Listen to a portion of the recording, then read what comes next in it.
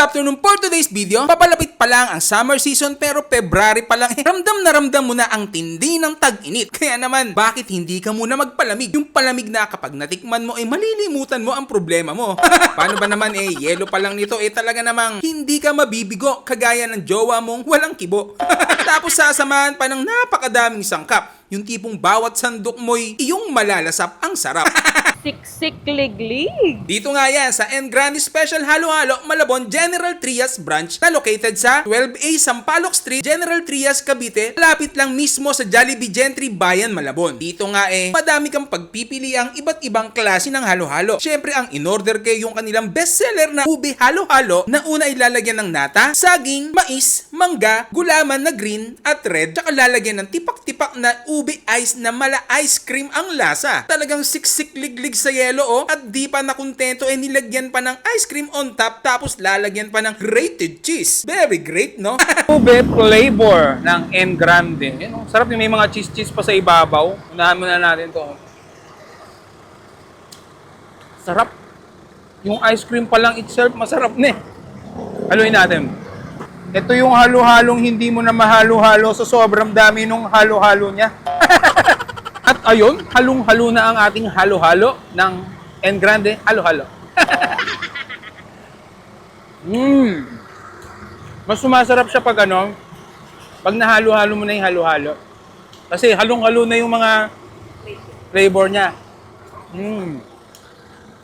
Alam mo yung sumasabog na yung nagme-mekos-mekos na yung mga flavor niya sa halo-halo mismo.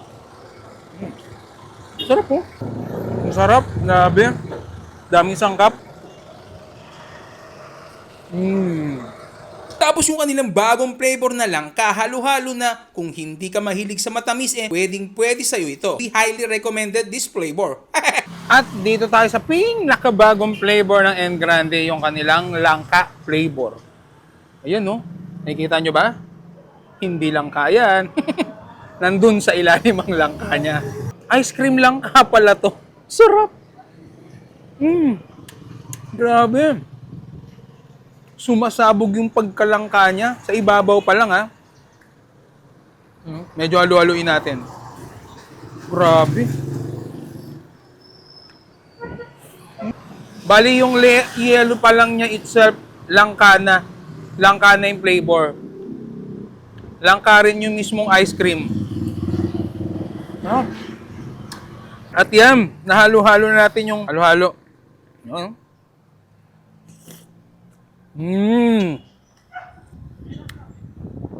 The best halo-halo talaga tong N Grande. Napakamura pa. Pang 50 pesos lang to. Grabe, di ba? Ang daming laman. Ang sarap mukbangin Ang sarap. At si Dali naman tinikman yung strawberry halo-halo na magugustuhan lalo ng mga kids. And haluin muna natin. Mekos-mekos na natin yan. Ang hirap niyang haluin kasi sobrang daming sangkap.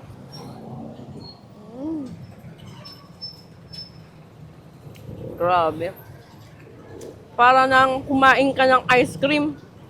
Tapos ang dami pang sahog. Ayan, sobrang creamy. At ang sarap. Available din ang kanilang special halo-halo, melon halo-halo, avocado halo-halo, at kung di mo naman trip ang halo-halo, meron din silang mango graham, saging con yelo, at mais con yelo, na kung ako sa'yo wag mo ring palalagpasin.